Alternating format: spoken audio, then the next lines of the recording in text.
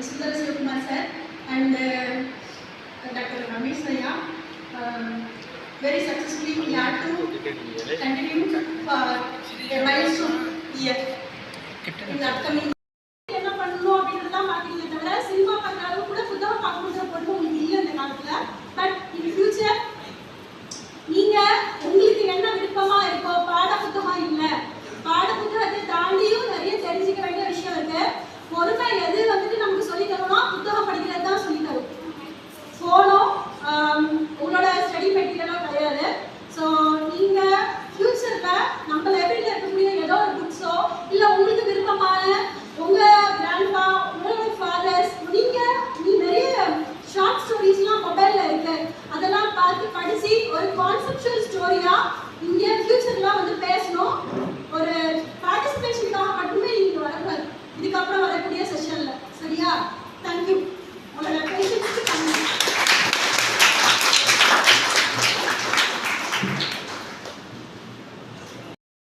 And a read of a part of our college.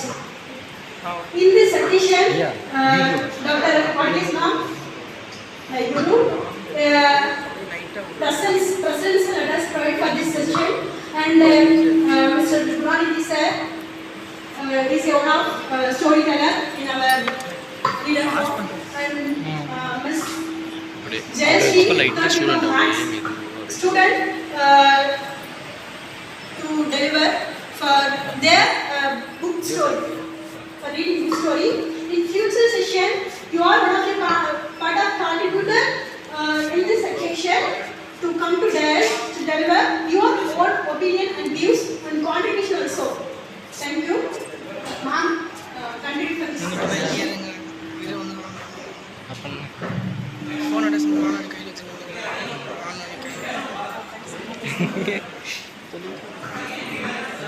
Namaste Swamiji. Very good afternoon to all. Respected Library Madam and President of this forum, Dr. S.S. sir and Dr. S.C. Ayya, and today invitees Professor Gunanidhi sir from Department of Mathematics and Selvi Jayashree from 3rd BSc Maths. Very good afternoon to all. I am really very happy to proceeding over this function. The Daya Forum was started in 15/8/2024. Now today 7th forum of this. For the purpose of Daya Forum, to contribute your knowledge, increase your reading habit. Every Monday, the forum is function is doing this. So you are interested to contribute to this session. I quoted one more message to you. Every day the chance to become a most beautiful day of your life. Chance அடிக்கடி வராது. சாமிஜி ஒரே ஒரு விஷயம் சாமிஜியை மட்டும் சொல்லிட்டு, ஏன்னா தயா ஃபோரம்ங்கிறதுனால சாமிஜியை பற்றி ஒரு விஷயம் மட்டும் நான் ஷேர் பண்ணிக்கிறேன். அப்புறம் நான் ஒரு ஸ்பீக்கர் செக்ஷன் கேட்டிருக்கேன். அது வர இந்த நேக் ப்ரெஷரால் நான் இதில் கொஞ்சம் இன்வால்வ் ஆகலை. ஓகே, 3 விஷயங்கள் நம்ம வந்து எப்போதும் சந்தோஷமாக இருக்கக்கூடியதுக்கு 3 விஷயங்களை சுவாமிஜி வந்து பதிவு பண்ணுறாங்க. அது என்னென்ன அப்படின்னா, ஒன்று பொருள், இன்னொன்று வந்து தருணம் சுச்சுவேஷன், இன்னொன்று வந்து நம்மளுடைய மனநிலை நம்மளுடைய மைண்டு செட்டப்னு சொல்கிறது. அது ஓகேவா? பொருள்னா நம்ம பொருள். அது ஒரு எக்ஸாம்பிள் மூலமாக சொல்லிட்டு நான் அந்த mind is hand over to professor Gunanidhi sir. First வந்து பொருளுங்கிறத என்ன சொல்கிறார் சாமிஜினா, ஐஸ்கிரீம் ஒன்று ஐஸ்கிரீம் வாங்கி வச்சாச்சு. ஓகேவா? வாங்கி வச்சிட்டோம், ஆனால் சாப்பிட்ணும்னு நினைக்கிறோம், நம்மளுடைய தொண்டை சரியில்லை. புரியுதா? தொண்டை சரியில்லை. வாங்கி வச்சாச்சு, தொண்டை சரியில்லை. சரி, இன்னொரு தருணம் என்ன அப்படின்னா, வாங்கிட்டோம், ஆனால் வாங்கி சாப்பிட்ற சமயம் நமக்கு திடீர்னு நம்மளுடைய க்ளோஸ் ஃப்ரெண்டுக்கு ஆக்சிடென்ட்னு ஒரு செய்தி கேட்குது. அது சாப்பிடுவோமா? நம்ம முடியாது இல்லையா? அடுத்தது இன்னொன்று என்ன, லாஸ்ட் ஒன்று சொன்ன மனநிலை. நம்மளுடைய மனநிலை வந்து வாங்கணும், அந்த பொருளை வாங்கணும்னு நினைக்கிறோம், அந்த சமயம் வாங்குறதுக்கான பணம் நம்மள்கிட்ட இல்லை. அதனால் நம்மள்கிட்ட எல்லாம் கிடைக்கும் போதுமே எப்போதுமே சந்தோஷமாக இருக்கணும். மனநிலையை சந்தோஷமாக வச்சுக்கிட்டோம்னாவே எல்லாமே சக்ஸஸ்ஃபுல்லாக இருக்கும். ஓகேவா? தயாபுரத்தோட பர்பஸ் இது என்ன அப்படின்னாக்க, அவங்களுடைய ஒவ்வொருவருடைய நாலேஜையும் என்ன பண்ணுறாங்க, ஷேர் பண்ணுறாங்க. ஷேர் பண்ணுறதுக்கு என்ன பண்ணணும், ஏதாவது ஒரு புக்கை நம்ம ரீட் பண்ணணும். அந்த ரீடிங் ஹேபிட்டு இன்க்ரீஸ் ஆகும். புரியுதா? இதுதான் வந்து concept of Dayapuram. Okay, thank you to all. The mic hand over to Selvi Jayasri from 3rd BSc Mathematics. நமஸ்தே டோனண்டா. நான் இப்போ வந்து ஒரு புக் எடுத்திருக்கேன் லைப்ரரியிலேருந்து. அந்த புக் வந்து நாத்திகம் வெர்சஸ் ஆத்திகம் இன்னைக்கு நடக்கக்கூடிய விஷயம். லெனின் அண்ட் சிவபுராணம் கொஞ்சம் பார்த்துங்க.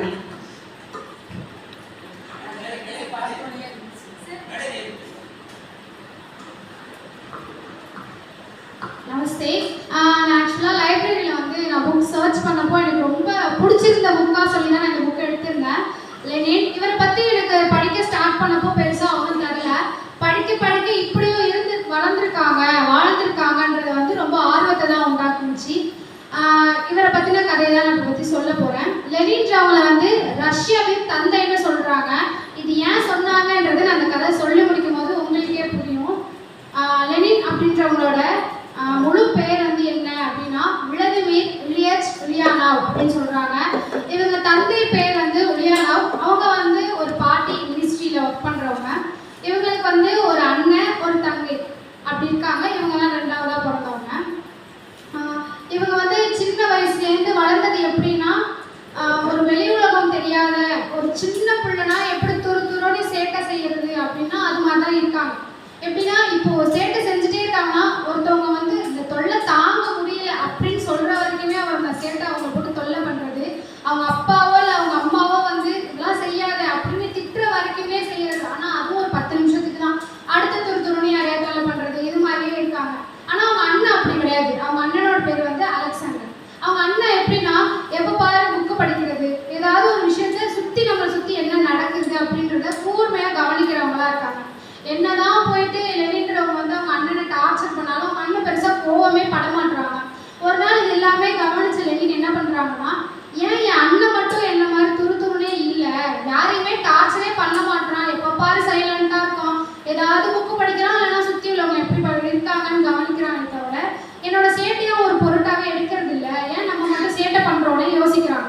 யோசிக்கிறத உடனே செயல்படணும்ல அந்த வயசுக்கு. அதனால என்ன பண்ணுறாங்க, போய் அண்ணன்ட்ட கேட்குறாங்க, ஏன் நீ மட்டும் இப்படியே இருக்க, நான் மட்டும் இப்படியே இருக்கேன் அப்படின்னு சொல்லி கேட்குறப்போ அவங்க அண்ணன் வந்து நிறைய விஷயத்தை பற்றி சொல்கிறாங்க. என்ன அப்படின்னா, அவங்க வளர்ந்த காலகட்டத்தில் ஜார் அப்படின்ற ஒரு குடும்பத்தில் இருக்கிறவங்க தான் ஆட்சி செய்கிறாங்க.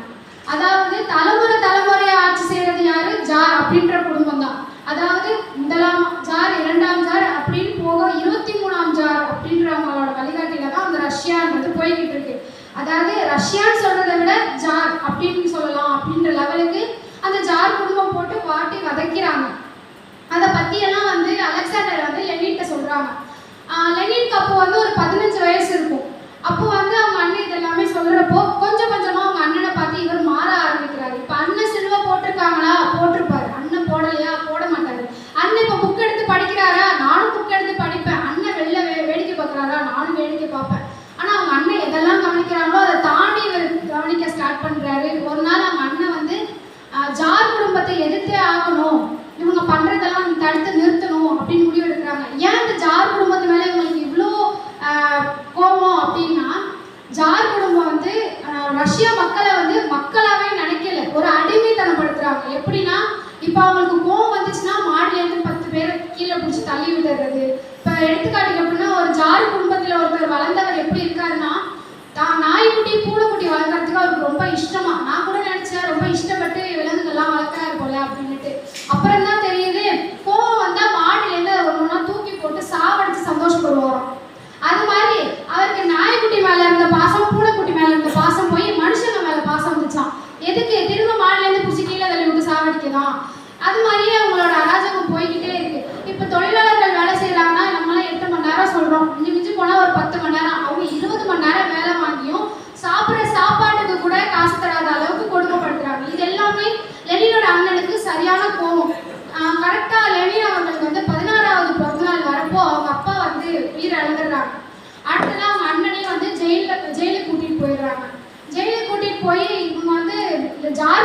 குடும்பத்துக்கு எதிராக நடந்துக்கிட்டாங்கன்னு சொல்லி அலெக்சாண்டரை வந்து தூக்கிலிட்டு கொண்டுடுறாங்களும் கூட. இப்போ லெனினுக்கு ஒண்ணுமே புரியல. தனக்குன்னு அப்பாவும் இல்லை, இப்போ அண்ணனும் இல்லை, அம்மாவை நம்ம தான் காப்பாற்றணும், நம்மளும் வளரணும், என்ன பண்றது ஒண்ணுமே புரியல அவருக்கு. அவரும் கரெக்டா அவரோட பள்ளி கட்ட படிப்பு எல்லாத்தையும் முடிக்கிறாரு. அது படிப்பு முக்கியம் இல்லையா, அடுத்து ஒரு வளர்ச்சி பெறதுக்கு நல்லா படிக்கிறாரு. ஸ்கூல்லேயே அவர் தான் ஃபர்ஸ்ட் மார்க் எடுத்து ஒரு பெரிய விஷயத்தையும் சாதிக்கிறாரு.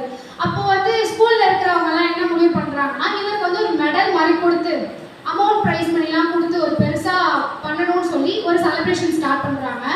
அதுக்கப்புறமா கொஞ்ச நாள் அந்த செலிப்ரேஷன் அன்னைக்கு 2 நாளைக்கு முன்னாடி என்ன பண்றாங்கன்னா, இவங்க குடும்பத்துல ஜார் குடும்பத்தை எதிர்த்து ஒருத்தவங்க, அதாவது தீவிரவாதி லிஸ்ட்லயே வச்சுட்டாங்க இவங்க குடும்பத்தை. அப்படியேப்பட்ட குடும்பத்திலேருந்து வர லெனினுக்கு இந்த பரிசு போகக்கூடாது, இவன் முதல் மார்க் எடுத்ததுனால இவனுக்கு அந்த எதுவுமே போகக்கூடாதுன்ற முடிவு எடுக்கிறாங்க. இவரே என்ன பண்ணிடுறாரு, இந்த முடிவு வரும்ன்றது எனக்கு தெரியும், அதனால நானே கலந்துக்க விருப்பப்படலை அப்படின்னு சொல்லிடுறாரு. கொஞ்ச நாள்ல வந்து பல்கலைக்கழகத்திலேயே சேரணும்னு ஆசைப்படுறாங்க. எந்த ஒரு பல்கலைக்கழகத்திலுமே இவர் சேர்த்துக்கிறதுக்கும் யாருமே விருப்பப்படலை. கொஞ்ச நாள் ஒரு 2-3 வருஷம் கழிச்சு தானே போய் சேர்றாரு. எங்க போய் சேர்றாருன்னா லா காலேஜா பார்த்து சேர்றாரு. சேர்ந்து மட்டும் என்ன, அவரோட எண்ணம் பூரா என் அண்ணனோட ஆசையை நிறைவேற்றணும், என் அண்ணனுக்காகவே வாழணும், அந்த ஜார் குடும்பத்தை அழைச்சி நல்ல நிலைமையில எல்லா மக்களையும் வாழ வைக்கணும்ன்றது மட்டும்தான் அவரோட எண்ணமாவே இருக்கு. எப்போ அவர் ஸ்கூல் முடிக்கிற கட்டத்திலேயே காலேஜ்லயே போய் சேர்றாரு. காலேஜ் போன 2 நாள்ல ஒரு பெரிய விஷயத்த பண்றாரு. என்னன்னா, அந்த காலேஜ்ல எல்லாம் வந்து இப்ப 4 பேர் சேர்ந்து மரத்தடி கீழே நீங்க பேசினா கூட ஜார் குடும்பத்துக்கு எதிராக பேசுறாங்க அப்படின்னு நினைச்சு டிசி கொடுத்து அமுச்சிடுவாங்களாம், படிக்க விட மாட்டாங்களாம், இல்லைன்னா ஜெயில போட்டுறது, இல்லைன்னா தூக்கிலிட்டுறது. இது மாதிரி ரொம்ப கொடூரமான ஆட்சியா இருந்திருக்கு. 4 பேர் சேர்ந்து ஒருத்தவங்க தனித்தனியா உட்காந்து படிக்கணும், தனித்தனியா முன்னேறி போகணும். 2 பேர் சேர்ந்துடக்கூடாது, 3 பேர் சேர்ந்துடக்கூடாது. அப்படி இருக்கையில இவங்களுக்கு வந்து அது பிடிக்கவே இல்லை. 2 நாள் பார்த்தாரு, 3 நாள் பார்த்தாரு, எல்லாத்தையும் பேசி கலந்து எல்லாரும் போராட்டத்துக்கு அழைச்சிட்டு போயிட்டாரு. அவர் காலேஜ்ல இருக்கிற எல்லா ஸ்டூடெண்ட்டுமே போராட்டத்துக்கு போயிட்டாங்க. என்னதான் எல்லாருமே போராட்டம் பண்ணாலும் முன்னிலையில இருக்கிறது யாரா இருப்பா, 4 பேர் 5 பேரா இருப்பாங்க. அதுல முதல்ல லெனின் தான் இருக்காரு. அதை பார்த்து பிரின்சிபல் சும்மா இருப்பாரா, போய் இதுக்கு எல்லாரோட பேரும் எழுதுறாரு. எழுதி லெனின்றவரோட பேரை மட்டும் டபுள் ஸ்கோர் பண்ணி காட்டுறாரு. காமிச்சு இது எல்லாமே தெரிஞ்சுக்கிட்ட லெனின் என்ன பண்றாருன்னா, 2 நாள்ல லெட்டர் எழுதி கொடுத்துடுறாரு. என்னன்னா, நான் இந்த காலேஜ்ல படிக்க விருப்பப்படலை, நீங்க அனுப்புறதுக்கு முன்னாடி நானே வெளில போயிடுறேன்னு சொல்றாங்க. அதே சமயம் அவங்க வெளில அனுப்புறது மட்டும் இல்லாம ஜெயிலையும் அவங்க நண்பர்களோட சேர்த்து போட்டுடுறாங்க. ஜெயில நண்பர்கள் எல்லாம் ஓ பேச்ச கேட்டு நானும் போய் இப்படி வந்து உட்காந்துருக்கேன், என் குடும்பத்தை யார் பாப்பா அப்படின்ற நிலைமைக்கு வந்துடுறாங்க. அப்ப லெனின் எல்லாமே சொல்றாரு, நம்ம குடும்பத்தை நம்ம தான் பார்க்கணும், நாட்டு மக்கள் குடும்பத்தையும் நம்ம தான் பார்க்கணும். இப்ப இந்த பொறுப்பை நம்ம எடுக்கலைன்னா நமக்கே இந்த நிலைமை தாண்டி வேற நிலைமை வந்துடும் அப்படின்ற முடிவுக்கு வராங்க. ஒரு கொஞ்சம் வருஷமே எடுத்துக்கலாம். கொஞ்சம் வருஷம் என்ன பண்றாரு, தெரிஞ்ச ஃப்ரெண்ட்ஸ் கிட்ட, தெரிஞ்ச ரிலேஷன்ஸ் கிட்ட, எல்லார்கிட்டையும் எல்லா புக்ஸும் கிடைக்கிற புக்ஸ் எல்லாத்தையுமே படிக்கிறாரு. படிக்க அவர் இன்னும் படிச்சுக்கிட்டே இருக்காரு. அதாவது எப்படின்னா, டெய்லி இப்போ நம்ம எக்ஸாமுக்கு படிக்கிறது கூட நம்ம ஒரு டைம் டேபிள் இப்பெல்லாம் போடுறது இல்லை. அவர் வந்து எக்ஸாமும் கிடையாது, ஒன்றும் கிடையாது, ஆனால் படிக்கிறதுக்கு தூங்க 4 மணி நேரம் 6 மணி நேரம் கூட எடுத்துக்கல, டைம் டேபிள் போட்டு அவ்வளோ புக்ஸை படிக்கிறாரு. ஒரு புக்கு படிக்க 1 நாள் இல்லைன்னா 2 நாள் அவ்வளோதான் டைம் எடுத்துக்கிறாங்க. அந்த அளவுக்கு விழுந்து படிக்கிறாங்க. படிச்சு எந்த ஒரு காலேஜுக்குமே போகாம பல்கலைக்கழகத்துல ஒரு பரீட்சை வைப்பாங்க. வந்து காலேஜ்ல சேர்ந்து படிக்காதப்பவே ஒரு பரீட்சை வைப்பாங்க. இப்ப நம்ம வந்து கவர்மெண்ட் எக்ஸாம் பண்றோம்ல, அது மாதிரியே வச்சுக்கலாம். அது மாதிரி ஒரு பரீட்சை வைக்கிறாங்க லாக்னு. இவரும் போயிட்டு அந்த பரீட்சை எழுதுறாரு. இது மாதிரி பல்கலைக்கழகத்துல போய் படிக்காம தனியா படிச்சு பரீட்சை எழுதுறாங்கல்ல, யாருமே அதுல பாஸ் ஆனதாவே இல்லையா. இவர் ஃபர்ஸ்ட் கிளாஸ்ல பரீட்சை பாஸ் பண்ணியிருக்காரு. பாஸ் பண்ணி வேலைக்கு போகணும்னு நினைக்கல, வேலைக்கு போகாம இன்னும் நிறைய படிக்கிறாரு. எதுக்காக வந்து ஜார் குடும்பத்தை என்ன பண்ணா அழிக்கலாம் அப்படின்ற மாதிரி படிச்சுட்டு என்ன பண்றாருன்னா, தொழிலாளர்கள் கிட்ட போறாரு. ஃபர்ஸ்ட் இந்த கோல் நிலக்கரி இதெல்லாம் எடுக்கிறாங்கல்ல, அவங்க கிட்ட எல்லாம் போய் பேச ஆரம்பிக்கிறாரு. அடுத்து நிறைய பேர்கிட்ட பேச ஆரம்பிக்கிறாரு. இது மாதிரி உங்களை வந்து கொடுமைப்படுத்துறாங்க அப்படின்னு சொன்னப்போ அவங்க எல்லாம் சொன்னாங்களாம், நாங்களாம் கொடுமைப்படவே இல்லை, நீங்க ஏன் கொடுமைப்படுறோம்னு சொல்றீங்க அப்படின்னு கேட்டாங்களாம். அதுக்கு வந்து இவங்க சொன்னாங்களாம், உங்களுக்கு எவ்வளவு சம்பளம் தராங்கன்னு கேட்டாங்களாம். எங்களுக்கு சம்பளத்துலேருந்து உணவுலேருந்து எல்லாமே தராங்க, எங்களுக்கு என்ன கொடுமை நடக்குதுன்னு தொழிலாளர்கள் கேட்டிருக்காங்க. அதுக்கு இவங்க சொன்னாங்க, சரியான உடுத்திக்க உடையும் வீடும் அதாவது சாப்பாடு இருந்தால் போதும், ஆனால் உங்களுக்கு இது 3மே கரெக்டாக கிடைக்குதான்னு கேட்டாராம். இல்லை, 3 வேளை உணவு எங்களால் முழுசாக சாப்பிட முடியல, 1 வேளை 2 வேளை தான் சாப்பிடுவோம் அப்படின்ற மாதிரி சொன்னாங்க. அப்போதான் லெனின்றவங்க ஒரு கதை சொல்கிறாங்க. நான் ஒரு கதை மூலியமா உங்களுக்கு வந்து ஒரு விஷயத்தை விளக்கணும்னு நினைக்கிறேன், இந்த கதை மூலியமா நீங்கள் புரிஞ்சுக்க ட்ரை பண்ணுங்க அப்படின்னு சொன்னாங்க. காட்டில் ஒரு சிங்கம் தான் ராஜான்னு சொல்றாங்க. அந்த சிங்கம் வேட்டையாடி மற்றவங்களுக்குலாம் வந்து உணவு கொடுக்கலனாலும் பாதுகாக்கணும்ல, என்ன பண்ணியிருக்கு, அதுங்களோட விலங்குகளையே அடிச்சு சாப்பிட போறப்போ மித்த விலங்குகள்லாம் ரொம்ப பசி பட்டினியுமா இருக்கிறப்போ கேட்டுச்சான், எனக்கு ஒரு பங்குல 1/4 பங்குனாலும் தாங்க அவங்க உணவுல அப்படின்னு கேட்டுச்சான். சிங்கமும் சரின்னு உணவை 4 பங்கா போட்டுச்சான். முதல் பங்கையும் அதையே சாப்பிட்டுச்சான். ஏன் எங்களுக்கு தரலன்னு கேட்டப்போ நான் தான் காட்டோட ராஜான்னு சொல்லிச்சான். 2வது பங்கையும் அதையே சாப்பிட்டுச்சான். ஏன்னு கேட்டப்போ நான் தான் உங்களை விட வலிமையா இருக்கேன் அப்படின்னு சொல்லிச்சான். 3வது பங்கையும் அதுவே சாப்பிட்டுச்சான். எங்களுக்கு எப்பதான் பங்கு தருவீங்கன்னு கேட்டுச்சான். எல்லாமே எனக்கு தான், ஏன்னா நீங்க எனக்கு கீழே தான் சொல்லிச்சான். அது மாதிரிதான் இப்ப ஜார் குடும்பம் உங்களையும் நடக்குது, அதையும் புரிஞ்சு நடந்துக்குங்கன்னு அவர் சொல்லியிருக்காரு. சொல்றப்போ அப்பதான் அவங்களுக்கு கொஞ்சம் கொஞ்சமா எட்டுது அப்படின்னு நினைச்சா அவங்க அதை காதலே வாங்காத மாதிரி விட்டுட்டாங்க. அதே மாதிரி ஒருத்தவங்க கிட்டையும் போறாங்க. ஆரம்பத்துல செஞ்சாங்க பல்கலைக்கழகத்துல, அதை இப்பயும் போய் யூத் தான் நெக்ஸ்ட் ஜெனரேஷனை வந்து திருத்த போதுன்னு எல்லார்கிட்டையும் போய் அவ்வளோ விஷயத்த பேசி அவ்வளோ விஷயத்த கலெக்ட் பண்றாங்க. எப்படின்னா அவர் ஒரு முட்டாளு மித்த எல்லாரும் ஜீனியஸ்ன்ற மாதிரி நடத்த ஆரம்பிச்சிட்டாங்க. இவர் பொறுமையா திரும்ப ஒரு ஷெட்யூல் போட்டு என்ன பண்ணா நீங்களாம் மாறுவீங்கன்னு திரும்ப ஒருத்தவங்க கிட்டயா போறாங்க. இது எல்லாத்தையுமே வந்து போலீஸு அப்புறம் வந்துட்டு ஜார் குடும்பத்தை சார்ந்தவங்க எல்லாருமே நோட் பண்ண விட்டு என்ன பண்ணிட்டாங்க, ஒரு நாள் அவர் ஜெயிலில் போட்டு அடைச்சிட்டு விடவே இல்லை. அந்த ஜெயிலில் வந்து ஒரு நூலகம் மட்டும் இருக்கு. நூலகமாக இருந்தாலும் அவங்க புக்கு மட்டும்தான் இருக்கு, பேனா எதுவுமே இல்லை. அவங்களுக்குன்னு ஒரு காவலர்களை போட்டிருக்காங்க. அந்த காவலர் வந்து சாப்பாடு மட்டும் கொடுத்துட்டு போயிடுவார், எடுத்து ரூம் சாப்பிட்டுட்டு. அப்போ வந்து என்ன பண்றாங்கன்னா, என்ன சாப்பாடு கொடுக்குறாங்கன்றதை பார்க்குறாங்க. ஒரு லெமன் ஜூஸும் ரொட்டியே கொடுக்குறாங்க. இதை வச்சு என்ன நம்ம பண்ணலாம்னு யோசிக்கிறப்போ ஒரு புக் எடுக்கிறாரு. அந்த ரொட்டி இருக்குல்ல அதை நல்லா பிசைஞ்சு அந்த ஜூஸ் அதில் ஊற்றி அந்த லெமன் வந்து தொட்டு அந்த இதில் எழுதுறப்போ அது அந்த வெந்நீர்லையோ இல்லை அந்த ஹீட்லேயோ காமிச்சா மட்டும் அந்த லெட்டர்ஸ் எழுத்துக்கள் வெளில தெரியுமா. அப்போவே அவர் அவ்வளோ யோசிச்சு அதை எழுத ஆரம்பிக்கிறாரு. அந்த லெமன்லேயே ஒரு புக்கு எழுத்துக்கள்லேயே என்னென்ன எழுத முடியுமோ எழுதி அவரை சுற்றி இருக்கிற அவர் ஆட்கள் வந்து விடுதலை பண்ணுங்க நிற்கிறாங்கல்ல, அவங்க கிட்ட அந்த பேப்பரோ இல்லை புக்கோ நைஸாக கொடுத்துட்டு தூக்கி போட்டுடுறாரு. அது கொஞ்சம் கொஞ்சமாக அவங்கள போய் சேருது. இந்த பழக்கத்தை அதுலேருந்து ஆரம்பிக்கிறாரு. எப்பெல்லாம் ஒரு தூது விடணுமோ, எப்பெல்லாம் ஒரு லெட்டர் எழுதணுமோ அப்பெல்லாம் அந்த லெமன் சாரை வச்சு ஒரு பேப்பரில் எழுத ஆரம்பிக்கிறாரு. இப்படியே எல்லாம் பண்ணிட்டு இருக்காரு. பண்ண தொழிலாளர்களை கொஞ்சம் கொஞ்சமாக மாறிக்கிட்டே வராங்க லெனின் பக்கம். அப்போதான் வந்து அவர் நினைக்கிறாரு ஒரு போல்ஷெவிக் கட்சி ஸ்டார்ட் பண்ணணும். ஆல்ரெடி இருக்கிற கட்சை அந்த கட்சியோட இவர் போய் சேர்ந்து ஜார் ஃபேமிலிக்கு எதுக்காக நின்று அந்த கட்சிக்கு தான் பேர் வைக்கிறார், போல்ஷெவிக் பார்ட்டி அப்படின்னு ஒரு பேர் வச்சு அவர் நடத்த ஆரம்பிக்கிறாரு. கொஞ்ச நாள் போக திடீர்னு ஒரு நாள் 30,000 தொழிலாளர்கள் வந்து போராட்டத்தில் இறங்கிடுறாங்க. இப்படியே போராட்டத்தில் இறங்க ஒரு நாள் 30,000 பேர் தொழிலாளர்கள் நிற்கிறாங்கன்னா, இன்னொரு நாள் விவசாயிகள் நிற்கிறாங்க, இன்னொரு நாள் வந்துட்டு ஸ்டூடெண்ட்ஸ் எல்லாம் நிற்கிறாங்க. இப்படியே மக்கள் எல்லாம் எப்படி தெளித்தாங்க, நம்ம பண்ணுற விஷயத்துல எப்படி தெளிவானாங்கன்னு ஜார் குடும்பத்தில் கொஞ்சம் கொஞ்சமாக யோசிக்க அவங்க வந்து ஆட்களை இறக்க ஆரம்பிச்சிட்டாங்க. எல்லாரையும் அடி உதவி அதில் பல பேர் இறந்துட்டாங்க, பல பேர் தப்பிச்சிட்டாங்க. இதெல்லாமே வந்து இந்த தொழிலாளர்களுக்கு தலைவர் அந்த ஓனர்ஸ்லாம் இருப்பாங்க இல்லையா, அவங்களாம் ரொம்ப கோவப்பட்டு லெனின் மேலே சரியான கோவம் வந்து அவங்களாம் லெனினை கொன்னே ஆகணும் அப்படின்ற ஸ்டேஜுக்கு எல்லாருமே வந்துட்டாங்க. லெனின் போய் மறைமுகமாகிட்டாரு. மறைமுகமாக இருந்து அவர் தெரிஞ்ச 4 நண்பர்களை வச்சு இதெல்லாம் நடத்த ஆரம்பிச்சிட்டாரு. இன்னும் கொஞ்ச நாள் என்னன்னா ஃபாரின் கண்ட்ரீஸில் உள்ளவங்களையும் ஒரு கூட்டு சேர்த்துக்க ஆரம்பிச்சிட்டாரு. இது எல்லாமே வந்து போலீஸ் ஒரு நாள் ஜெயிலில் அரெஸ்ட் பண்ணி ஒரு 10 நாள் தான் அவர் வச்சுக்கிறாங்க. திரும்ப விட்டுடுறாங்க, விடுதலை பண்ணிடுறாங்க. விடுதலை பண்ணுறப்ப போலீஸ் ஒரு நாள் சொல்கிறாங்க, இது மாதிரி நாம் என்னதான் உங்களை வெளில விட்டுருந்தாலும் உங்களை எல்லாருமே கண்காணிச்சுட்டு தான் இருப்போம். அதனால இந்த தொழிலாளர்கள் பக்கமோ விவசாயிகள் பக்கமோ இல்லை ஸ்டூடெண்ட்ஸ் பக்கமோ நீங்கள் போகக்கூடாது, உங்கள் குடும்ப வாழ்க்கையை மட்டும் தான் நீங்கள் பார்க்கணும் அப்படின்னு சொல்கிறாங்க. இவர் வந்து ஒரு வாட்டி தொழிலாளர்களை போய் பார்க்குறப்போ அவங்க கஷ்டப்பட்டு வீட்டுக்கு போகிறாங்கன்னு பார்த்தா வீட்டுக்கு போகல, ஜாலியாக ஒரு இடத்துக்கு போயிட்டு இருக்காங்க. எங்கன்னு பார்த்தா நடேஸ்தா அப்படின்ற ஒரு பொண்ணு அவ்வளோ தைரியமாக தொழிலாளர்களுக்கு வந்து கல்வி சொல்லிக் கொடுக்கறதுக்காக முன்னாடி வராங்க. வேலையெல்லாம் முடிச்சுட்டு வீட்டுக்கு போகிற டைமில் ஒரு மணி நேரம் அந்த மாதிரி பாடம் எடுக்கிறேன் ஃப்ரீயாக, நீங்களும் வந்து கற்றுக்குங்கிற மாதிரி சொல்லியிருப்பாங்க போல். எல்லாரும் நடேஸ்தா அப்படின்றப்ப பாடம் எடுக்கிற இடத்துக்கு போயிடுறாங்க. இதெல்லாம் பார்த்து ரொம்ப சந்தோஷப்பட்ட அவங்களே காதலிச்சு கொஞ்சம் நாளில் வந்து திருமணமும் பண்ணிக்கிறாரு.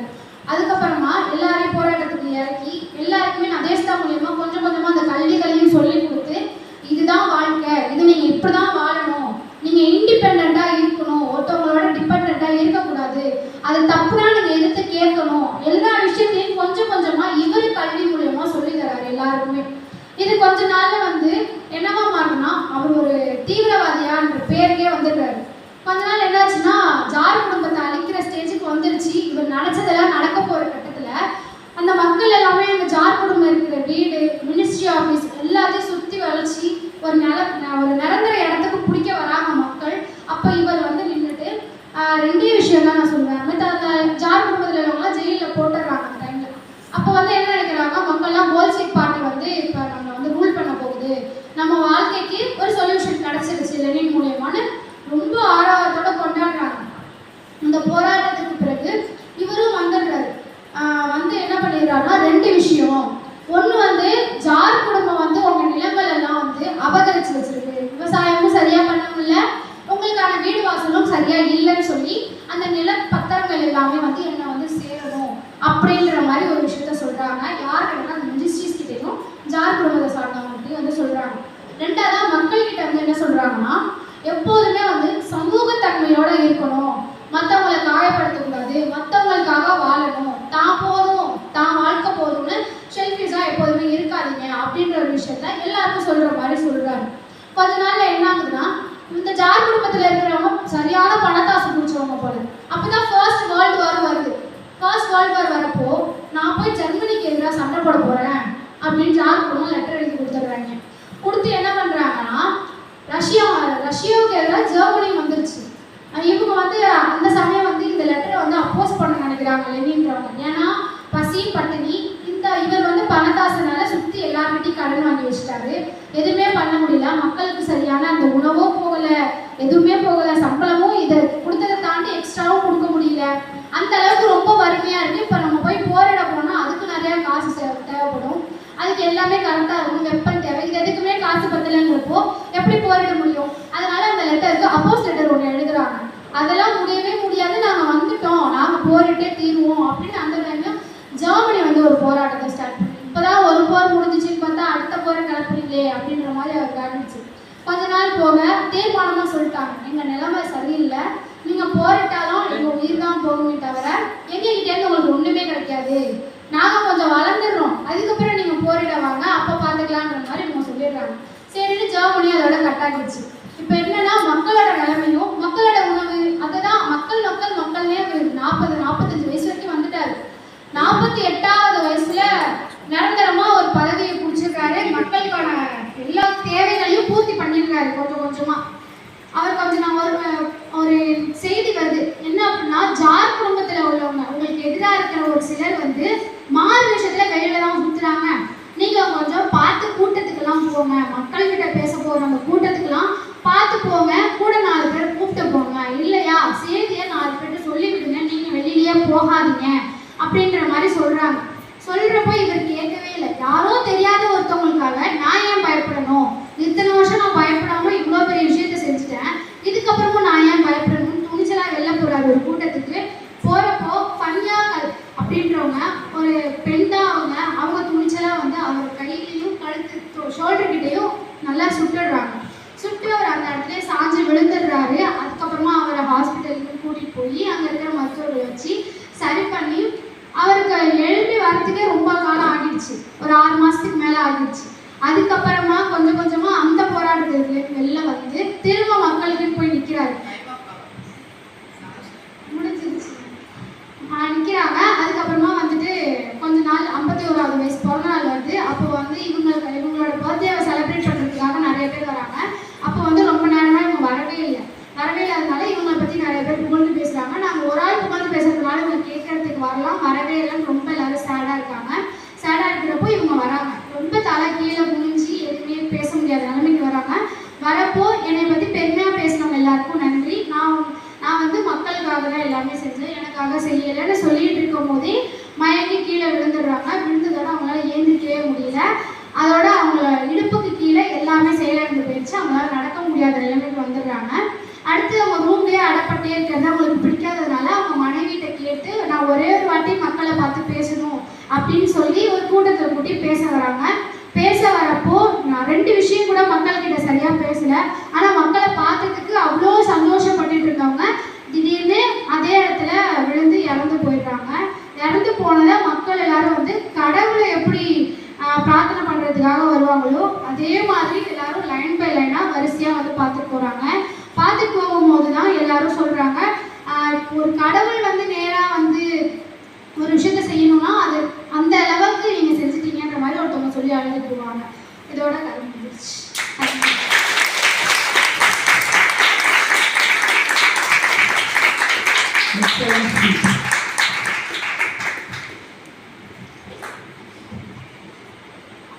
belongs to Pujyashri Swamiji. சரி, ரொம்ப டைம் கம்மியாக இருக்கிறதுனால முடிஞ்ச அளவுக்கு ட்ரை பண்ணி பார்க்குறேன். கடவுளில் முடித்தாங்க இல்லையா, நம்ம முடித்த வார்த்தை வந்து கடவுள். அதில் இருந்தே ஆரம்பிப்போம். இன்றைக்கி நான் இந்த புக்கு படிச்சுட்டு வந்தது என்னென்னா சிவபுராணம். என்ன சார் ஒரு மத ரீதியான ஒரு விஷயத்தை வந்து பேசுகிறீங்களே அப்படின்னா, இது மதம் கிடையாது. நான் வணங்கும் சயின்ஸை சிவன்னு நினச்சிட்டு நான் சொல்கிறேன், அவ்வளோதான். சரியா? அதுக்கு முதலாக வந்து நம்ம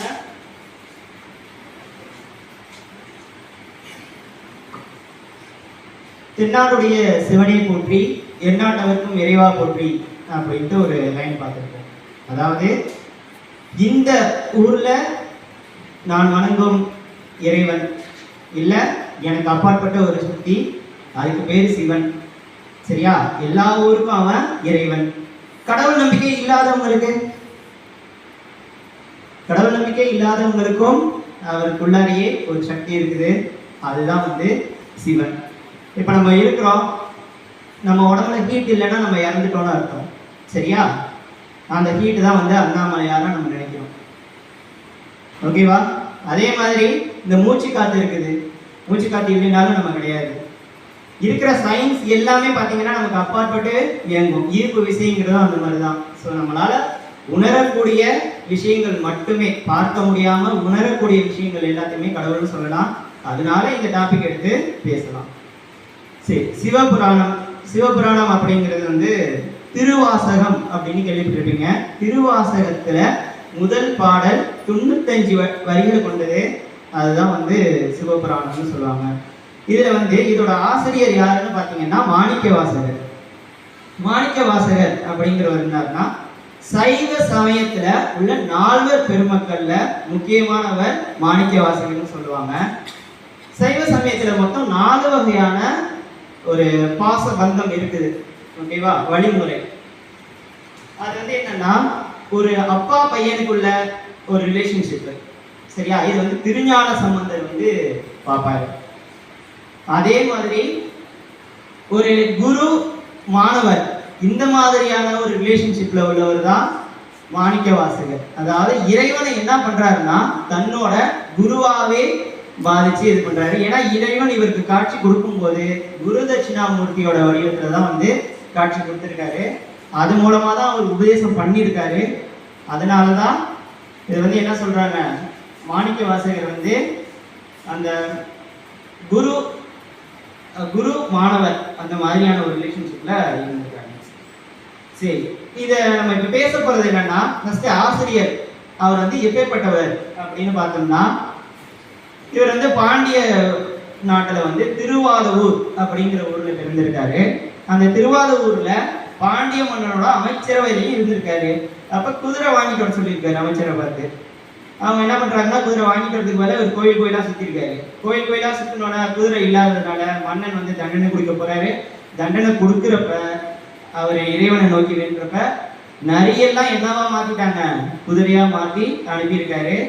ஸோ இந்த மாதிரியான இறைவன் வந்து இவ்வளவு அவருக்காண்டி பண்ணியிருக்காரு. அதுக்காண்டி பிட்டுக்கு மண் சுமந்தது அதுவும் இவருக்காண்டி தான் பண்ணியிருக்காரு. ஒரு காலத்துல என்ன பண்றாருன்னா, எனக்கு இந்த அமைச்சரவையெல்லாம் வேண்டாம், நான் முதலா நான் வந்து இறைவனிட்டே வந்து போயிடுறேன் அப்படிங்கிற மாதிரி பண்ணி திருப்பெருந்துறையில தான் ஃபர்ஸ்ட் வந்து என்ன பண்ணியிருக்காருன்னா இறைவனோட பாடலை வந்து எழுத ஆரம்பிச்சிருக்காரு. திருப்பெருந்துறை அப்படிங்கிறது இப்பொழுது உள்ள ஆவுடையார் கோயில், புதுக்கோட்டை மாவட்டம் நினைக்கிறேன். அதுல ஆவுடையார் கோயில் அப்படிங்கிற ஒரு இடத்துல தான் வந்து இவர் வந்து கோயிலா போயிட்டு பாடிக்கிட்டு இருக்காரு. அந்த பாடல் இது பண்ணும்போது குரு தட்சிணாமூர்த்திங்கிற வடிவத்துல அவர் இருந்து காட்சி கொடுத்து மௌனமாவே உபதேசிக்கிறாரு. அந்த இடத்துல பாடப்பட்டது தான் வந்து இந்த சிவபுராணம். அதுக்கடுத்து நிறைய ஊர்ல போய் பாடுறாரு. அதை எல்லாத்தையும் சேர்த்து ஒரு கோர்வையா எழுதுறாங்க. அதை எழுதுனது யாருன்னு சொல்லிடுறேன். இது எல்லாம் முடிச்சுட்டு நேரா வந்து சிதம்பரத்துக்கு போறாரு. கடைசியா இறைவனோட ஆணைப்படி நீ சிதம்பரத்துக்கு வந்து பாரு என்ன அப்படின்றாரு. சிதம்பரத்துக்கும் போறாரு. சிதம்பரத்துக்கு போனதுக்கு அப்புறம் இவர் தனியா உட்கார்ந்துருக்காரு. அவர் முன்னாடி இறைவன் வந்து வேற ஒரு வடிவத்துல, மனித உருவத்துல வந்து நீ ஒவ்வொரு ஊரா போய் பாடுனீல, அதெல்லாம் கொடு, நான் எழுதுறேன் அப்படின்ட்டு எழுதி தன்னோட கையை பொம்மை விட்டுருக்காரு. மாணிக்க வாசகன் சொல்ல திருச்சிற்றம்பலமுடையான் கைப்பட எழுதியது அப்படின்ட்டு போட்டு சைன் போட்ட மாதிரி போட்டுட்டு போயிருக்காரு. இதுதான் இந்த நூலோட சிறப்பு. இதுல முதல் பாடல் அப்படிங்கிறது அந்த திருவாசகம்ங்கிறது இதோட பெருமையுடையது. நிறைய விஷயத்தை ஸ்கிப் பண்ணிட்டேன், முடிஞ்ச அளவுக்கு நான் சொல்றேன்.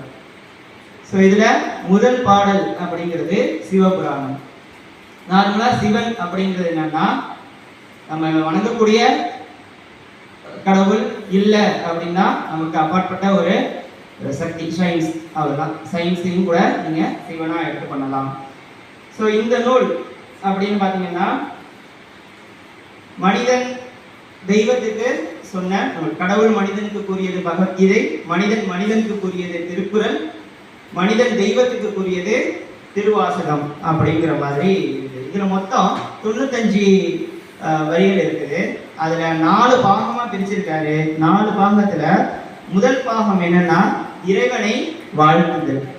இறைவனை நமச்சிவாய வாழ்க, நாதன் தாள் வாழ்க, இமைப்பொழுதும் எண்ணெஞ்சில் நீங்காதான் தாள் வாழ்க அப்படிங்கிற மாதிரி வாழ்க, வெல்க, போற்றி இப்படின்னே சொல்லிட்டு வருவாங்க. அடுத்த பாகம் என்னன்னா முக்தி அடைதல். அதாவது நம்ம ஒரு விஷயத்துல சுத்திட்டே இருக்கிறோம், தவறு செய்கிறோம், அந்த தவறுக்கு தண்டனையா என்ன பண்றோம், மறுபடியும் பிறப்பெடுத்து மறுபடியும் பிறக்கிறோம், இதே மாதிரி சுத்திக்கிட்டே இருக்கிறோம். ஓகேவா? இந்த இதுல இருந்து அறுபடணும் அப்படின்னா அதுதான் முக்தி அடைதல்னு சொல்லுவாங்க. அதுக்கு அடுத்தது என்னன்னா 3வது பார்ட்டு மாணிக்க வாசகர் தன்னுடைய அதை பாடுறாரு. அடுத்தது என்னன்னா சிவபெருமானின் பெருமைகள். கடைசியா இந்த நூற்பயன், அதாவது சிவபுராணம் சொல்லிட்டு இதை படிச்சா என்ன ஆகும், பொருள் உணர்ந்து படிச்சா என்ன ஆகும் அப்படிங்கிறது வரைக்கும் சொல்லியிருக்காங்க. ஸோ இதுதான் இப்போ எல்லா பொருளும் இயங்கிக்கிட்டே இருக்குது, சரியா? அது எல்லாத்துலேயும் ஒரு சக்தி இருக்குது, அது சிவமாக இருக்கிறது. ஓகேவா? உள்ளுக்குள்ளேயே கலந்து அன்றாடம் நம்மை ஜோதி சொரூபமாக இயங்கி கொண்டிருக்கும் பெரும் பரம்பொருள் அப்படிங்கிறது தான் நம்மளோட சிவனோட தத்துவம். சரி, ஸோ இப்போ இவங்க கோயிலா போறாங்க, சாமி கும்பிட்றாங்க, என்ன மட்டும் நல்லா வச்சுக்க அப்படின்னு பார்த்து அவங்க கேட்டுட்டு போயிடலாம். ஓகே, நம்ம போனோம்னா அதான் நினைப்போம், ஏன் இவ்வளவு கஷ்டப்பட்டு பாடணும், எவ்வளவு 224 கோயிலுக்கும் போயிருக்காங்க, பாடிக்கிட்டே இருந்திருக்காங்க, ஏன் இவ்வளவு பாடணும் அப்படின்னா அவங்களுக்காண்டி பாடலை, என்ன பண்றாங்க, நமக்காண்டி பாடுறாங்க. பிற்காலத்துல வர்றவங்க எல்லாம் இதை புரிஞ்சு இந்த பொருள் உணர்ந்து அவங்க வணங்கும் போது அவங்களுக்கும் இந்த பலன் கிடைக்கணுங்கிறதுக்காண்டி. இப்போ அம்மா ஒரு பிள்ளைக்கு சோறு ஊட்டும் போது ஆணும் வாயை திறந்துதான் விடுவாங்க. ஏன்னா அவங்க சாப்பிட்றதுக்காண்டி இல்லை, என்ன காரணம், பிள்ளைக்கு உணவு சென்று சேரணும் அப்படிங்கிறதுக்காண்டி. அதே மாதிரி தான் இந்த பாடல்களோட அர்த்தமும் அதுதான். இந்த பாடல்கள் ஏன் பாடுனாங்க அப்படின்னு பார்த்தோம்னா அந்த பயனை நம்மளும் அடையணும், மனிதர் குலம் எல்லாருமே அடையணும் அப்படிங்கிறதுக்காண்டி தான் இதை பண்ணியிருக்காங்க. ஸோ இதில் முதல் என்னன்னா நமச்சிவாய வாழ்க. ஃபர்ஸ்ட் நமச்சிவாய அப்படின்னா நான் அப்படின்னா இல்லை, ம அப்படின்னா எனக்கு, சிவாய அப்படின்னா சிவனுக்கு. எனக்குன்னு ஒன்றும் இல்லை, எல்லாமே சிவனுக்கு தான். நன்மையோ தீமையோ எல்லாமே அவனுக்கு தான், எல்லா பெருமைகளும் அவனுக்கு தான், எல்லா கெடுதல்களும் அவனுக்கு தான் அப்படின்னு நினைக்கிறதா நமச்சிவாய. ஸோ நமச்சிவாய வாழ்க, நாதத்தால் வாழ்க, இவை பொழுதும் எண்ணெஞ்சில் நீங்காதான் தாள் வாழ்க. அதாவது ஒரு ஃபிராக்ஷன் ஆஃப் செகண்ட் சொல்றோம்ல, அந்த ஸ்டேஜில் கூட என்ன பண்ணுவாங்க, அவர் மறக்க மாட்டாராம். இறைவன் அவரோட நெஞ்சிலேயே இருக்கிறாரு அப்படின்ட்டு தான் சொல்லியிருக்காங்க. இவை பொழுதும் எண்ணெஞ்சில் நீங்காதான் தாள் வாழ்க. அடுத்த ஒன்று, கரம் குவிவார் உள்மகிழும் கோன் கடல்கள் வெல்க, சிரம் குவிவார் ஓங்குவிக்கும் சீரோன் கடல் வெல்க. கரம் குவிவார் அப்படின்னா இறைவனை நீ நார்மலா இப்படி கை கொடுத்து கும்பிட்டோம்னா நமக்கு அவர் மகிழ்ச்சி அடைவாராம். அதுவே சிரம் குவிவார், தலைக்கு மேல தூக்கி கும்பிட்டினா அவர் என்ன பண்ணுவாரு, ஓங்குவிப்பார், நம்மளோட வாழ்க்கையை ஓங்குவிப்பார் அப்படின்னு கொடுத்துருக்காரு. எப்படி வணங்கணும் அப்படிங்கிறது வரைக்குமே மாணிக்க வாசகர் கொடுத்துருக்காரு. ஸோ அடுத்து பார்த்தீங்கன்னா ஈசன் அடி போற்றி எந்தை அடி போற்றி. எந்தை அப்படின்னா என் தந்தை, அதாவது இவரு எல்லாமுமா பார்க்கிறாரு, சிவனை தந்தையா பார்க்கிறாரு, தாயா பார்க்கிறாரு, நண்பனா பார்க்கிறாரு, குருநாதரா பார்க்கிறாரு, சொன்ன எல்லா வடிவமாகவுமே என்னவா பார்க்கிறாரு, சிவனா பார்க்கிறாரு. அதுதான் ஈசன் அடி போற்றி எந்தை அடி போற்றி. தேசன் அடி போற்றி சிவன் சேவடி போற்றி. தேசன்னா ஒளிமயமானவன், இந்திய தேசம் அப்படிங்கிறது இல்லை, தேசன் அப்படின்னா தேஜஸ். ஓகேவா? தேசு அப்படின்னா நமக்கு ஒளிமயமானவன்.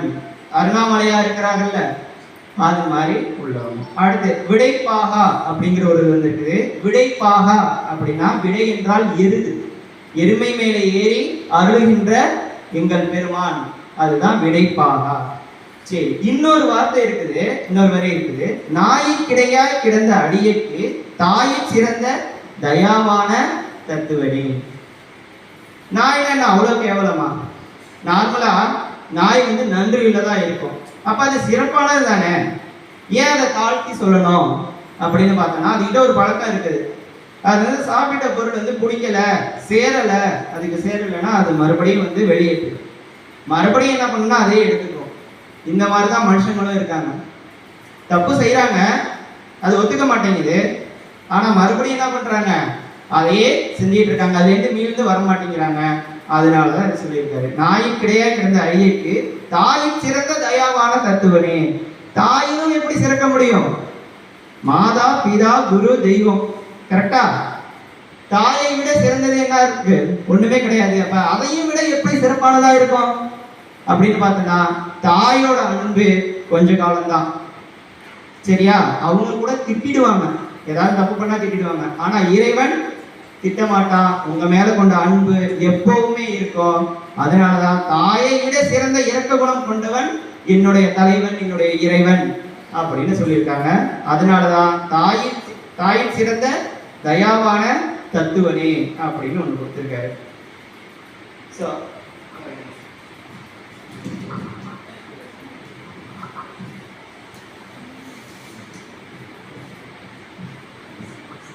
அடுத்தது இதோட இப்ப வந்து சிவபெருமானோட பெருமைகளை சொல்லி போற்றி அப்படின்லாம் கொடுத்து அவர் வணங்குறதுக்கான சொல்லியிருக்காங்க. வணங்குற முறையும் சொல்லிட்டாரு, அவரையும் கேவலமாகவும் சொல்லிட்டாரு. ஓகேவா? நம்மளோட மனித பிறப்பு அது அவரை மட்டும் கேவலமா சொல்லல, மனித பிறப்பு இப்படிதான் இருக்கும், இதுல இருந்து விடைபெறணும் அப்படின்னா இறைவனை அடையணும் அப்படின்னு சொல்லியிருக்காங்க. அடுத்து இந்த நூல் படிச்சா என்ன ஆகும் அப்படின்னு ஒண்ணு சொல்லியிருக்காங்கல்ல, கடைசி பாகங்கிறது இந்த நூல் படிச்சா நமக்கு என்ன பயன் அப்படின்னு கொடுத்திருக்காங்க. அல்லல் பிறவி அறுப்பானே, அதாவது துன்பமான இந்த பிறவியை, அல்லல்னா துன்பம், அறுப்பானே ஓ என்று சொல்லற்கு அறியானே, சொல்லி திருவடி கீழ் சொல்லிய பாட்டின் பொருளுணர்ந்து சொல்லுவார் செல்வர் சிவபுரத்தின் கீழ் பல்லோரும் ஏத்த பணிந்து அப்படின்னு கொடுத்துருக்காங்க. ஸோ பல்லோரும் ஏத்த பணிந்து அப்படின்னு கொடுத்துருக்காங்க. நார்மலா என்னன்னா, இந்த பாட்டு பாடுறவங்க சிவனோட இடத்துல போய் சிவனோட காலை கீழே அமைதியா உட்காந்து ஜாலியா இருக்கலாம் அப்படின்ட்டு இந்த நூலோட பயனா கொடுத்துருக்காங்க. இதுல ஆரம்பிச்சது என்னன்னா நமச்சிவாய, முடிக்கிறது என்ன பணிந்து, அதாவது சிவனை பணிய வேண்டும். இந்த ரெண்டு தான் உன்னோட கடமை. சிவனை வாழ்க்கணும், சிவனை பணியணும் அப்படிங்கிறதா நம்மளோட கடமை. மற்ற இடையில நம்மளோட வாழ்க்கையில வர்ற எல்லா விஷயங்களுமே இந்த ரெண்டு கடமைகளுக்கும் துணை புரிய வேண்டிய கடமைகள் மட்டுமே தவிர முக்கியமானது கிடையாது அப்படிங்கிறத சொல்லி இதோட என்னோட உரையை முடிச்சுட்டேன். இது அதே மாதிரி இன்னொரு விஷயம், பிறப்பருக்கும் பிஞ்சகன் தன் பொய்க்கலல்கள் வெல்க அப்படின்னு சொல்லியிருக்காங்க. இந்த மாய பிறப்பை இருக்கிற அந்த சிவபெருமானோட தலையில பாத்தீங்கன்னா கொக்கு இறகு இருக்கும். நீங்க போய் நடராஜரோட வடிவத்துல பாருங்க, தலையில கொக்கோட இறகு இருக்கும். அதே மாதிரி காலில் பாத்தீங்கன்னா ஒரு கலல் இருக்கும், வீரர்கள் அணிகிற கலல். ஓகேவா? வெற்றியை குறிக்கிறது அந்த கொக்கு இறகு, வீரருக்கான அடையாளம் அந்த கலல். அதனாலதான் பிறப்பருக்கும் பிஞ்சுகன் தன் பேய்கலல்கள் வெல்க. அந்த தலையும் பாருங்க, காலையும் பாருங்க, சிவபெருமான வணங்குங்க, எல்லாத்தையும் அவர் பார்த்துக்குவார். நன்றி, வணக்கம். நமச்சிவாய வாழ்க. திருச்சிற்றம்பலம்.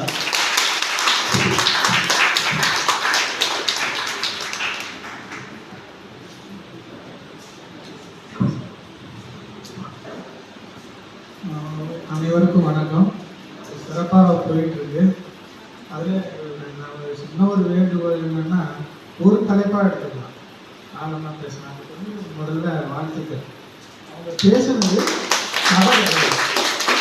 ஏன்னா இந்த அளவுக்கு பேசுறதுக்கு அவங்கன்னா வந்தது பெரிய விஷயம். இதுக்கெல்லாம் காரணம் யாருன்னா சரிங்களா, லெனின், காரல் மார்க்ஸ். நம்ம படிக்கிற படிப்பு மட்டும் படிப்பு கிடையாது.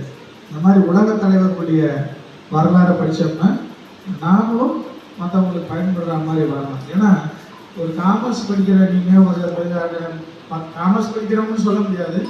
ஒவ்வொருத்தரும் லெனின், காரல் மார்க்ஸ் போன்றவர்களுடைய வரலாறுலாம் நமக்கு தெரிஞ்சிருக்கும். ஏன்னா அவங்க வந்து இந்த இன்னைக்கு உலகம் முழுவதும் சமத்துவம், சகோதரத்துவம் அப்படிங்கிறத பற்றியெல்லாம் முதல்ல கொண்டு சென்றவங்க யாருன்னா மிகப்பெரிய தலைவர்கள். அவங்களுடைய இந்த காரல் மார்க்ஸுடைய மூலதனம் என்று சொல்லக்கூடிய ஒரு புத்தகம் எனக்கு தெரியல. அந்த புத்தகம் வந்து ஒவ்வொருத்தரும் படிக்க வேண்டிய ஒரு புத்தகம். சரிங்களா? வரலாற்று புத்தகம், ஒரு அற்புதமான புத்தகம். இதெல்லாம் ஒவ்வொருத்தரும் நீங்க படிங்க. யார் ஒரு சின்ன ஒரு இது என்னன்னாக்கா, இந்த புத்தகத்தை அறிமுகப்படுத்தும் போது என்ன செய்யணும்னா, இது யாரு எழுதுனது, யாரு வந்து பதிப்பமை என்ன, விலை என்ன, இதெல்லாம் சொல்லணும். ஒரு புத்தகத்தை நம்ம வந்து அறிமுகப்படுத்தி ரிவ்யூ பண்ணி பேசும்போது, இந்த புத்தகம் வந்து லெனினுடைய வரலாற்றை பற்றி பேசுகிறது. இது ஆங்கிலத்தில் யார் எழுதியிருக்காங்க, தமிழில் வந்து மருதன் என்று சொல்லக்கூடிய ஒருத்தர் வந்து தொகுத்து கொடுத்துருக்கிறாரு. இது என்ன பதிப்பகத்தில் போட்டிருக்காங்க, என்ன விலை. நம்மளுடைய இதை என்னன்னா, நாம் படித்ததை சொல்கிறோம், மற்றவங்களும் படிக்க தூண்டுறோம். இப்போ நீங்கள் சொன்ன விஷயத்த மற்றவங்க படிக்கணும்னா அந்த புத்தகத்தை தேடணும்ல, புரியுதுங்களா? ஏன்னா நம்ம வந்து இது ரிவ்யூனா ஏதோ நம்ம கடமை பண்ணுற மாதிரி இருக்கக்கூடாது. நாமளும் படிக்கணும், மற்றவங்களையும் படிக்க தூண்டணும். சரிங்களா? அந்த வகையில் 7வது இதாக வந்து எனக்கு ரொம்ப மகிழ்ச்சியாக இருக்குது. ஏன்னா நாங்கள் வந்து மாதம் ஒரு கூட்டம் போடுறோம், இலக்கிய வட்டம்ட்டு. வந்து பார்த்தீங்கன்னா ஒரு 10 பேர் 15 பேர் வந்து உட்காருவாங்க. ஆனால் எதை பற்றியும் நாங்கள் யோசிக்க மாட்டோம்.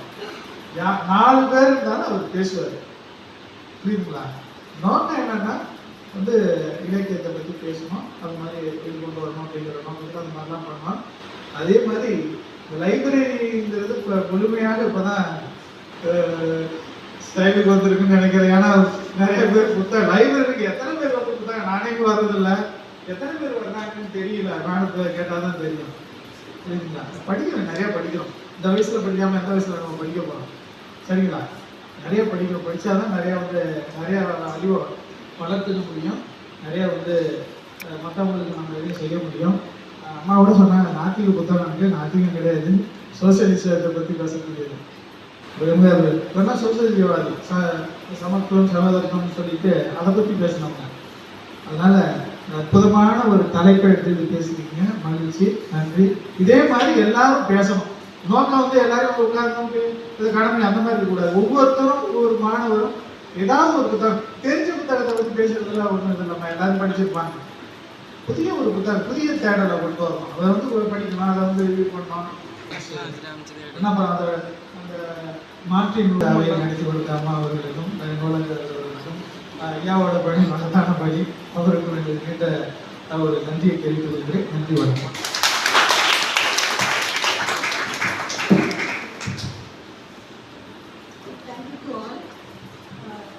லெனின் பற்றி மேடம் ஸ்டூடெண்ட் பேசினாங்க.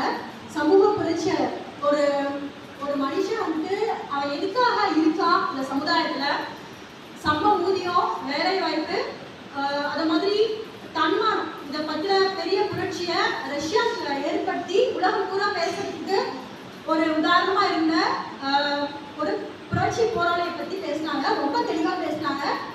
அதே மாதிரி சிவபுராணத்தை பற்றி சார் ரொம்ப அழகாக எடுத்து சொன்னாங்க.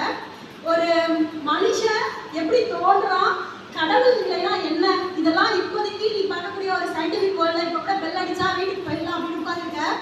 டைம் ரோடா டைம் மட்டும் சொல்லிடுறேன். பட் ஒரு கடவுள் வந்துட்டு நேரடியாக மனிதனை மீட் பண்ணி பேசியிருக்காங்க. இதெல்லாம் ஹிஸ்ட்ரி பார்த்தா நம்ம தெரிஞ்சுக்கோம் இல்லையா?